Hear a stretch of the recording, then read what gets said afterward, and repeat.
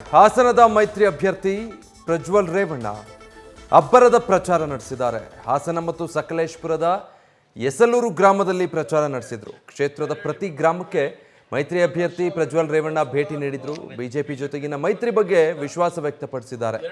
1 ಲಕ್ಷ ಲೀಡ್ನಲ್ಲಿ ಗೆಲ್ಲುವ ಭರವಸೆಯನ್ನ ನೀಡಿದ್ದಾರೆ ಪ್ರಜ್ವಲ್ ರೇವಣ್ಣ.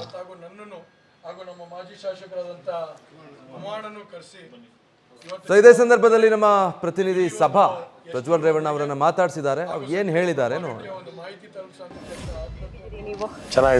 ಓಕೆ, ಏನ್ ಹೇಳುತ್ತೆ ನಿಮ್ಮ ಲೋಕಸಭಾ ಕ್ಷೇತ್ರ? ಬಹಳ ಚೆನ್ನಾಗಿದೆ. ನನ್ನ ಎಲ್ಲಾ ಬಿಜೆಪಿ ಮತ್ತು JDS ಕಾರ್ಯಕರ್ತರು ಒಂದು ಒಳ್ಳೆ ಹುಮ್ಮಸ್ಸಲ್ಲಿದ್ದಾರೆ.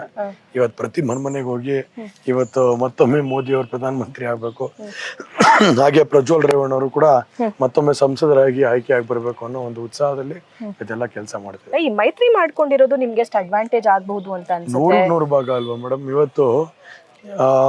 ಇವತ್ತು ಮುಖ್ಯವಾಗಿ ಹೇಳ್ಬೇಕು ಅಂದ್ರೆ, ನೀವು ಹಾಸನ ಜಿಲ್ಲೆಯ ಚಿತ್ರಾನ್ನ ತಗೊಂಡಂತ ಸಂದರ್ಭದಲ್ಲಿ ಇವತ್ತು ಕಾಂಗ್ರೆಸ್ ಕುಗ್ತಾ ಇರೋಂತ ಪಕ್ಷ, JDS ಭದ್ರವಾಗಿ. ವಿಧಾನಸಭಾ ಎಲೆಕ್ಷನ್ ಅಲ್ಲಿ ಅಷ್ಟು ಅಭೂತಪೂರ್ವ ಗೆಲುವಿನ ನಂತರನೂ ಹಂಗನ್ಸುತ್ತಾ?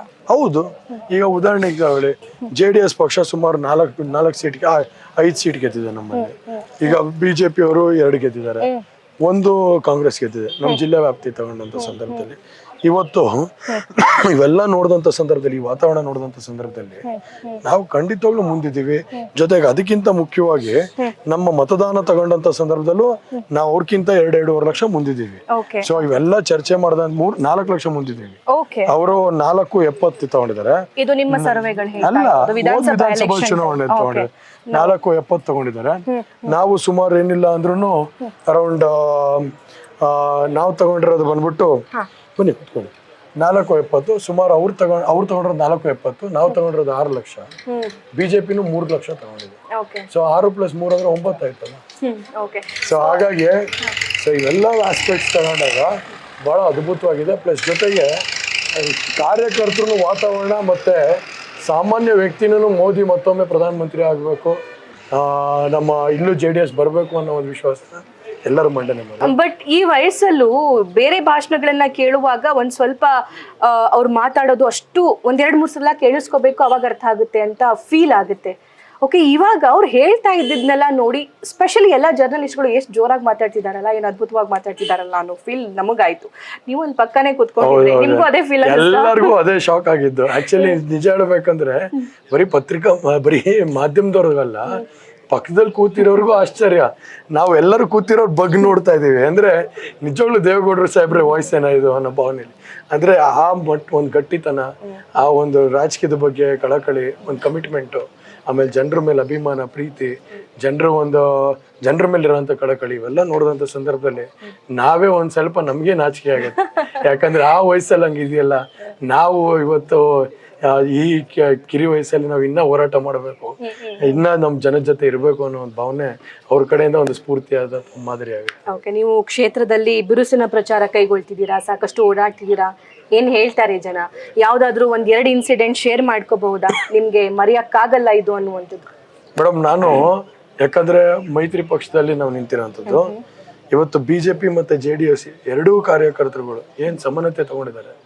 ಆಮೇಲೆ ಮುಖ್ಯವಾಗಿ 2 ಪಕ್ಷದ ಕಾರ್ಯಕರ್ತರ ಮುಖಂಡರುಗಳು ಇವತ್ತು ನಾವೆಂಥ ಸಂದರ್ಭದಲ್ಲೂ ಏನೇನು ಆಗ್ತಿದ್ಯಪ್ಪ ಅನ್ನೋ ಟೆನ್ಷನ್ ಇದ್ರು ಕೂಡ ಬೆನ್ ತಟ್ಬಿಟ್ಟು ನೀವು ಗೆಲ್ತೀರ ಹೋಗಿ ಸರ್, ನಾವಿದೀವಿ ನಿಮ್ ಜೊತೆ ಅಂತ ಹೇಳ್ತಾರಲ್ಲ, ಆ ಒಂದು ಶಕ್ತಿ ತುಂಬ್ತಾರಲ್ಲ, ಅದನ್ನ ನಾನು ಯಾವ ಕ್ಷಣದಲ್ಲೂ ಮರೆಯೋದಕ್ಕಾಗಲ್ಲ. ಅದು ನಿಜವಾಗ್ಲೂ ಬಹಳಂತ ಸ್ಫೂರ್ತಿ ಸಿಗೋಂಥದ್ದು. ಯಾಕಂದ್ರೆ ಎಂಥ ಅಭ್ಯರ್ಥಿಗಾದ್ರೂ ಆತ್ಮಸ್ಥೈರ್ಯ ತುಂಬಕ್ಕೆ, ಆತ್ಮಶಕ್ತಿ ಕೊಡೋದಕ್ಕೆ ಕಾರ್ಯಕರ್ತರು ಬೆಂತಟ್ಟ ಅಂತ ಕೆಲಸ ಮಾಡೋದು. ಆ ಕೆಲಸನ ನಮ್ಮ 2 ಪಕ್ಷದ ಕಾರ್ಯಕರ್ತರು ಮಾಡ್ತಿದ್ದಾರೆ, ಮುಖಂಡರುಗಳು ಮಾಡ್ತಿದ್ದಾರೆ. ಹಾಗಾಗಿ ಅವರೆಲ್ಲರ ಆಶೀರ್ವಾದದ ಮೇಲೆ ಮತ್ತೊಮ್ಮೆ ನಾವು ಗೆಲ್ತೀವಿ ಅನ್ನೋ ವಿಶ್ವಾಸ ಇದೆ. ಸೊ ಇಲ್ಲಿ JDS ಮತ್ತು ಬಿಜೆಪಿಯ ನಾಯಕರು, ಕಾರ್ಯಕರ್ತರು ಎಲ್ಲರೂ ಒಂದಾಗಿದ್ದಾರೆ. ಆದ್ರೆ ಪ್ರೀತಮ್ ಗೌಡ ಅವರು ನಿಮ್ಮ ಪ್ರಚಾರಕ್ಕೆ ಬರೋದು ಯಾವಾಗ? ಇಬ್ರನ್ನ ನೋಡೋದು ಯಾವಾಗ? ಮೊನ್ನೆ ಬಂದು ಆರ್ ಅಶೋಕ್ ಅವ್ರ ಜೊತೆ ನಾನು ಅವತ್ತು ಕಡೂರಲ್ಲಿದ್ದೆ. ನಾನು ಮುಂಚೆನೆ ಫಂಕ್ಷನ್ ಕೊಟ್ಬಿಟ್ಟಿದ್ದೆ ಕಡೂರ್ಗೆ. ಅವರು ಮೈಸೂರು ಚಾಮರಾಜ ಇನ್ಚಾರ್ಜ್ ಕೊಟ್ಟಿದ್ರಂತೆ. ಸೊ ಹಾಗಾಗಿ ಆ ಟೈಮ್ ಮ್ಯಾಚ್ ಆಗ್ಲಿಲ್ಲ. ಸೊ ಆರ್ ಅಶೋಕ್ ಅವರು ಬಾ ಅಂತ ಅಂದ್ರು. ಬಟ್ ಬೆಳ್ಳಿ ಪ್ರಕಾಶ್ ನನಗೆ ಕಡೂರ್ ಒಂದಿನೂ ಕೊಟ್ಟಿರ್ಲಿಲ್ಲ. ಯಾಕಂದ್ರೆ ಕಡೂರ್ ದೂರ ಇತ್ತಲ್ಲ, ನಾವು ಇಲ್ಲೇ ಜಾಸ್ತಿ ಕಾನ್ಸಂಟ್ರೇಟ್ ಮಾಡ್ತಿದ್ದೆ. ಕಡೂರ್ ಬರೀ 1.5 ದಿನ ಕೊಟ್ಟಿದ್ದೆ. ಸೊ ಹಾಗಾಗಿ ಅರ್ಧ ದಿನ ಕೊಟ್ಟಿದ್ದೆ. ಸೊ ಹಾಗಾಗಿ ಒಂದಿನ ಪೂರ್ತಿ ಕೊಡ್ಬೇಕು ಕಡೂರಿಗೆ ಅಂತೇಳಿ ಅವತ್ತು ಫಿಕ್ಸ್ ಮಾಡ್ಕೊಂಡು 3 ಹುಬ್ಳಿಲಿ ಫಂಕ್ಷನ್ ಇತ್ತು, ಪ್ಲಸ್ 11 ಪಾಯಿಂಟ್ ಇತ್ತು. ಸೊ ಹಾಗಾಗಿ ಕಡೂರ್ಗೆ ಹೋಗಿದ್ದೆ, ಅವಾಗ ರಿಕ್ವೆಸ್ಟ್ ಮಾಡ್ಕೊಂಡಿದ್ದೆ. ಆಗ ಪ್ರೀತಮ್ ಗೌಡ್ರೆ ಬಂದು ಸಂಪೂರ್ಣ ಎಲ್ಲ ಒಂದು ರೋಡ್ ಶೋ ಮಾಡೋ ಮುಖಾಂತರ ಜನ ಎಲ್ಲ ಸೇರಿಸೋಂಥ ಕೆಲಸನ ಮಾಡಿ ನಮಗೆ ಒಳ್ಳೆ ಉತ್ಸಾಹ ಕೊಡುವಂಥ ಕೆಲಸ ಮಾಡಿ ಸಹಕಾರ ಕೊಡೋ. ಸೊ ನಿಮ್ಮ ಎದುರಾಳಿ ಬಗ್ಗೆ ಏನ್ ಹೇಳ್ತೀರಿ? ಅಂದ್ರೆ ಅವರ ತಾತನವರು, ನಿಮ್ಮ ತಾತ ರಾಜಕೀಯ ವಿರೋಧಿಗಳು. ಸೊ ಈಗ ಅವರ ಮೊಮ್ಮಗ, ನೀವು ಅವರ ಮೊಮ್ಮಗ, ಆ ಕುಡಿಗಳ ಮಧ್ಯೆ ಈ ರಾಜಕೀಯ ಫೈಟ್ ನಾವು ಶುರುವಾಗ್ತಿದೆ. ಯಾವತ್ತೂ ಯಾರ ಬಗ್ಗೆನೂ ಚರ್ಚೆ ಮಾಡಿಲ್ಲ ಮೇಡಮ್. ಬಹಳಷ್ಟು ಜನಕ್ಕೆ ಅವ್ರು ಯಾರು ಅಂತಾನೂ ಗೊತ್ತಿಲ್ಲ. ಸುಮ್ಮನೆ ನಾವ್ ಏನೋ ಮಾತಾಡಕ್ ಹೋದ್ರೆ ತಪ್ಪಾಗತ್ತೆ. ಹಾಗಾಗಿ ನಾನೇನೋ ಅದ್ರ ಬಗ್ಗೆ ಚರ್ಚೆ ಮಾಡೋದಕ್ಕೆ ಹೋಗಲ್ಲ. ನಮ್ದೇನಿದೆ, ನಮ್ಮ ಕಾರ್ಯಕರ್ತರು, ನಮ್ಮ ಮುಖಂಡರುಗಳು, ನಮ್ಮ ಕೆಲಸ, ನಮ್ಮ ಅಭಿವೃದ್ಧಿ.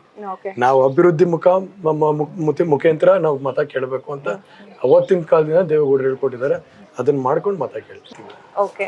ಸೊ ಅದರ ಜೊತೆಗೆ ನನ್ನ ಕೊನೆಯ ಪ್ರಶ್ನೆ, ಕ್ರಿಸ್ಪಿ ಪ್ರಶ್ನೆ.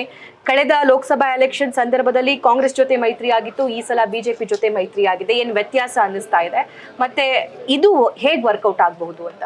ಮೇಡಮ್, ಇದು ನ್ಯಾಚುರಲ್ ಅಲಯನ್ಸ್. ನಾವು ಕಾಂಗ್ರೆಸ್ ಜೊತೆ ಹೋಗ್ಬೇಕಾದ್ರೆ ಬಹಳ ಒತ್ತಡ ಆಯ್ತು ನಮ್ಗೆ, ಬಹಳಷ್ಟು ಕಷ್ಟ ಆಯ್ತು ನಮ್ಗೆ. ಆಕ್ಚುಲಿ ನಿಜ ಹೇಳ್ಬೇಕಂದ್ರೆ ಕಾರ್ಯಕರ್ತರನ್ನ ಮನೆ ಹೋಲ್ಸೋದು. ಯಾಕಂದ್ರೆ 40-45 ವರ್ಷ 50 ವರ್ಷ ನಾವು ಕಿತ್ತಾಡಿದೀವಿ ಈ ಭಾಗದಲ್ಲಿ ಕಾಂಗ್ರೆಸ್. ನಾವು ಎಷ್ಟೋ ಕೇಸ್ಗಳು ಇನ್ನೂ ಪೆಂಡಿಂಗ್ ಇದಾವೆ. ಸೊ ಅದು ಸರಿ ಹೋಗ್ತಾ ಇರ್ಲಿಲ್ಲ. ಬಟ್ ಇಲ್ಲಿ JDS BJP ಅನ್ಯೋನ್ಯವಾಗಿದ್ದೀವಿ ಮೊದ್ಲಿಂದಾನು ಕೂಡ. ಸೊ ಹಾಗಾಗಿ ಎಲ್ಲೊಂದ್ ಕಡೆ ಆ ವಿಶ್ವಾಸ ಮತ್ತೆ ಆ ಸಹನತೆ ಆಮೇಲೆ ಸಮಾನತೆ ಎಲ್ಲ ಒಟ್ಟಿಗೆ ಹೋಗ್ತಾ ಇದೆ. ಸೊ ಹಾಗಾಗಿ ಒಂದು ಖಂಡಿತವಾಗ್ಲೂ ವಿಶ್ವಾಸ ಇದೆ 100% ಭಾಗ this is the best alliance that we could have gone and it's a natural alliance that we could have gone. News first, ನಿರ್ಭೀತಿಯಿಂದ ನಿಮ್ಮ ಪರವಾಗಿ.